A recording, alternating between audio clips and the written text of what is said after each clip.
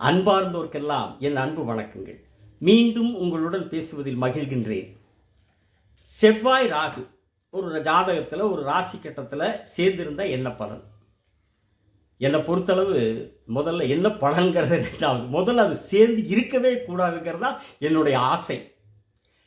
தனியாக செவ்வாய் இருந்தாலே வலுவாக இருந்தால் அந்த ஜாதகரை கடும் கோபக்காரராகி அவருனால வீட்டில் சண்டை, வெளியில் சண்டை, வீதியில் சண்டை, அக்கம் பக்கத்தில் சண்டை, போகிற பக்கம் சண்டை, வர பக்கம் சண்டை, எல்லா பக்கம் அவருடைய அந்த கோபத்தினால் சண்டை சச்சரவு இருக்குது.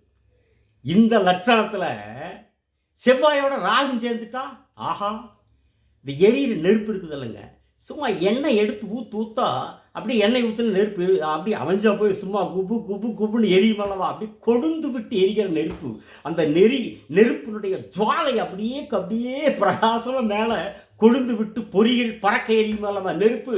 அப்படி ஆயிடுவார் ஜாதகர். செவ்வாயில் ராகுங்கிற எண்ணெய் ஊற்றி அந்த கோபம் அப்படியே சும்மா எரி மலை மாதிரி வெட்டிச்சு அப்படியே நெருப்பு ஆறா பெருகக்கூடிய ஜாதகராக இருப்பார். எடுத்தா அடிதான், உததான், சண்டைதான், சச்சரவு தான், ரவுடித்தனம் தான். அந்த செவ்வாய் ராகு இருந்தா ஒருத்தர் அவங்களோட பழகவே முடியாது. ஃப்ரெண்ட்லியாக ஒருத்தரும் பழக முடியாது. நண்பர்களும் இருக்க முடியாது. வீட்லேயும் அவர்கிட்ட நல்லா பழக முடியாது. ஒரு வாரத்தை 2 வாரத்தை பிடிக்கிறீங்கன்னா பட்டால் டப்பால் டுமில் அடி உத. என்ன ஈவிரக்கமே இருக்காது. என்ன மிருகத்தனமான செயல்கிறாங்கள. அப்படி ஒரு செயல்பாட்டை இந்த செவ்வாயோடு சேர்ந்து ராகு கொடுப்பார். 2 பேர் சேர்ந்தா இவர் முக்கால் அசுபர், இவர் முழு அசுபர். சூரியனை என்ன செய்துன்னு கேட்குறவர் ராகு. இந்த பூ உலகத்தை ஒளி மழையில் அப்படியே நனைய வைத்து பிரகாசமாய் இந்த பூபாகத்தை திகழச் செய்கிற அந்த சூரியனுடைய அந்த அற்புதமான கதிர் வீச்சுகளையே தடுத்து நிறுத்தி பூமியின் மீது அந்த கதிர் வீச்சு விழாத வண்ணம் தடுத்து பூமியை இருள் சூழ்ந்த நிலைக்கு ஆளாக்கக்கூடிய வல்லமை வாய்ந்தவர் அல்லவா ராகு. செவ்வாயெல்லாம் ராகுக்கு என்ன சுஜிபி இல்லையா? அந்த செவ்வாய்க்கு கோபத்தை அதிகப்படுத்தி செவ்வாயினுடைய அந்த கோபத்தண்ணி எந்த அளவுக்கு இது அடி எவ்வளோ நெருக்கமாக இருக்கு அந்த அளவுக்கு கோபமாக இருப்பார். எந்த அளவுக்கு நெருங்குகிறாரோ ராகுவோடு செவ்வாயும் ராகுவும் நெருங்கி இருக்கிற அளவிற்கு கட்டும் கோபக்காரர். அதே கேதுகிட்ட நெருங்கினார் வைக்க செவ்வாய் நல்லவர், தன்மையானவர், மென்மையானவர், கோபப்பட மாட்டார்.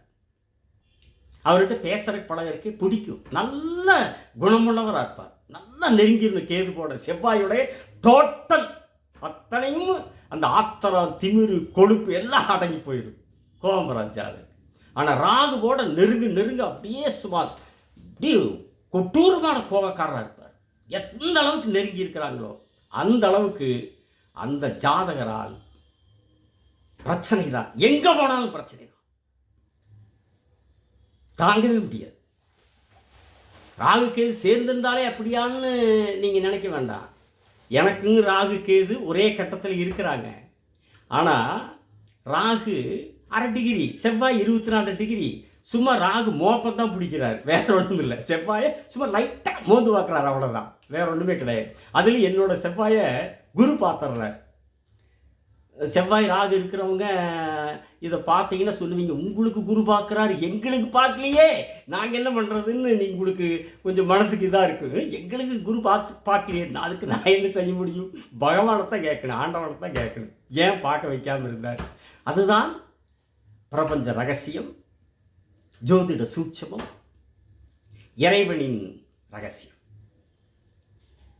ஒன்று, நீங்கள் 1/2 டிகிரியில் ராகு இருக்கிறார், 29 டிகிரியில் செவ்வாய் அல்லது 29 டிகிரியில் இருக்கிறாருன்னு வைங்க. அவர் பாட்டில் எங்கேயோ ராகு அவர் பாட்டில் எங்கேயோ போயிட்டுருப்பார், இவர் பாட்டில் எங்கேயோ செவ்வாய் போயிட்டுருப்பார். இந்த செவ்வாய் யாருன்னே ராகுக்கு தெரியாது, அந்த ராகு யாருன்னே செவ்வாய்க்கு தெரியாது. அவங்க பாட்டில் அவங்க ஓடி, இவங்க கிழக்கு போனால் அவங்க மேக்க போயிட்டுருப்பாங்க. சம்பந்தமே கிடையாது, அது இணைவே இல்லை. எனக்காவது மோந்து பார்க்குறாரு. அந்த 27 டிகிரி 28 டிகிரி தாண்டிட்டா 25 டிகிரி தாண்டிட்டாலே எந்த சம்மந்தம் கிடையாது, எந்த சம்மந்தம் இல்லை செவ்வாய்க்கு ராகு சம்மந்தம். அந்த மாதிரி இருக்கிறவங்களுக்கு இந்த மாதிரி எந்த ஒரு அசுப பலனும் கிடையாது. அதே நேரத்தில் செவ்வாய் வந்து ஒரு ராசி கட்டத்தில் இருக்கார், ராகு ஒரு ராசி கட்டத்தில் இருக்கிறார். ஆஹா, பரவாயில்லையே, வெரி குட், இணைவில்லை, பரவாயில்ல.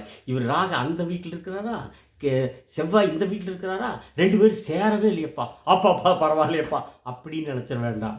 அங்கே செவ்வாய் 29 டிகிரியில் இருக்காருன்னு வைங்க. இந்த இந்த இந்த ராசி கிட்டத்தில் ராகு 1 டிகிரியில் இருக்கிறன்னு வைங்க. 2 டிகிரியில் செவ்வாய் ராகுவோட, அவ்வளோதான். அந்த ஜாதகரும் இதே கரண கடூரமான கோபத்தோடு தான் செயல்படுவார். பார்த்தா 2 ராசி கிட்டத்தில் இருப்பாங்க. ஆனால் இவர் 29 டிகிரி, 1 டிகிரி, 2 டிகிரி எனக்கு நெருக்கமாக இருப்பாங்க. அப்போ அந்த ஜாதகராலையும் எல்லா பக்கம் பிரச்சனைகள் தான் இருக்கும், கோவக்காரராக இருப்பார், இப்படிதான் இருப்பாங்க. செவ்வாய் ராகு சேர்ந்து இருக்கிற போது அந்த செவ்வாயினுடைய உயிர்காரத்துவத்தை கடுமையாக பாதிக்கும். செவ்வாய் வந்து சகோதரத்தை குறிக்கிறவர் அல்லவா, சகோதரத்துக்கு கடுமையான பாதிப்பு, கண்டத்தையே கொடுப்பார்.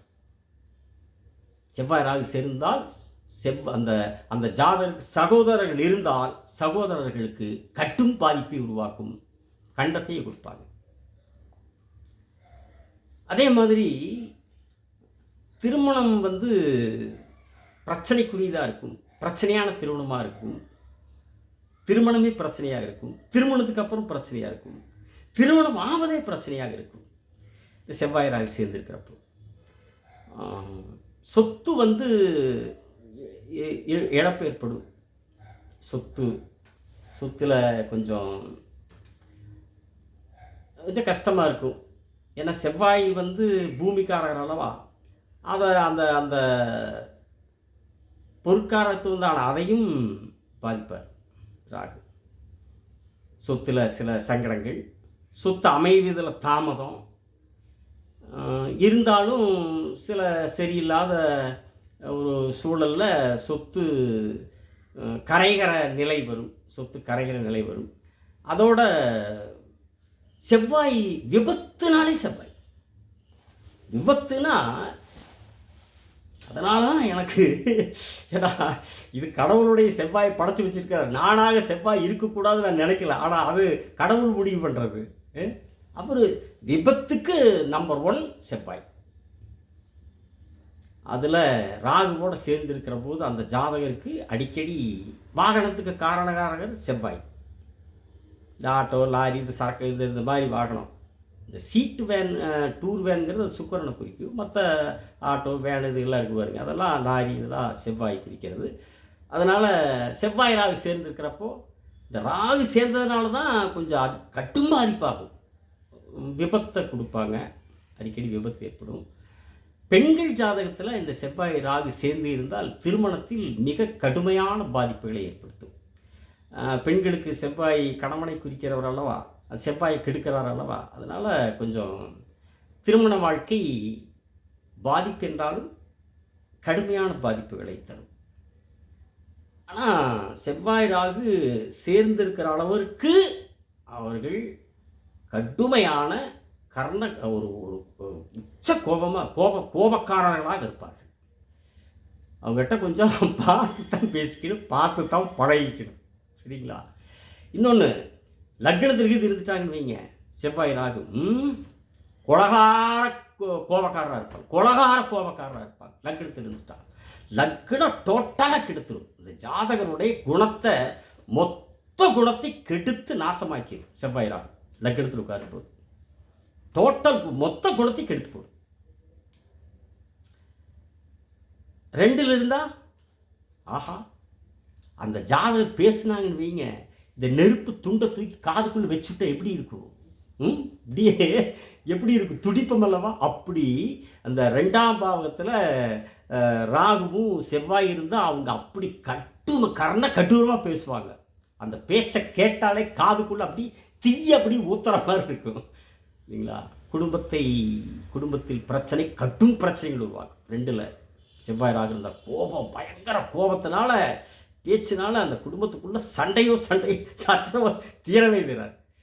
நெருக்கமாக இருந்தால் தான் என்பதை கவனத்தில் வைத்துக் கொள்ளுங்கள். எந்த அளவிற்கு ராகுவை விட்டு செவ்வாய் விலகி போகிறாரோ அந்த அளவுக்கு கெடுபலம் குறையும். எந்த அளவுக்கு நெருங்குகிறாரோ அந்த அளவுக்கு அந்த ஜாதகரால் பிரச்சனை தான். 3ல் இருந்தால் இளைய சகோதரத்தை கடுமையாக பாதிக்கும். அதுவும் 3 வீரியஸ்தானம், போகஸ்தானம், அங்கே போய் ராகு போகக்காரர்கள் இருந்து எல்லாத்தையும் தூண்டி வேகமாக செயல்பட வைக்க செவ்வாய் கூட சேர்ந்து 2 பேர் அந்த 3ல் இருந்தால் தாம்பத்தியத்தில் கடுமை கடுமை. 4 தாய்க்கு பிரச்சனைகளை தரும், துன்பங்களை தரும். 5 புத்திரபாயுதை தாமதப்படுத்தும். 6 இருக்கலாம். என்ன ஒரு 6 இருக்கும்போது ஒரு சிறப்புன்னா,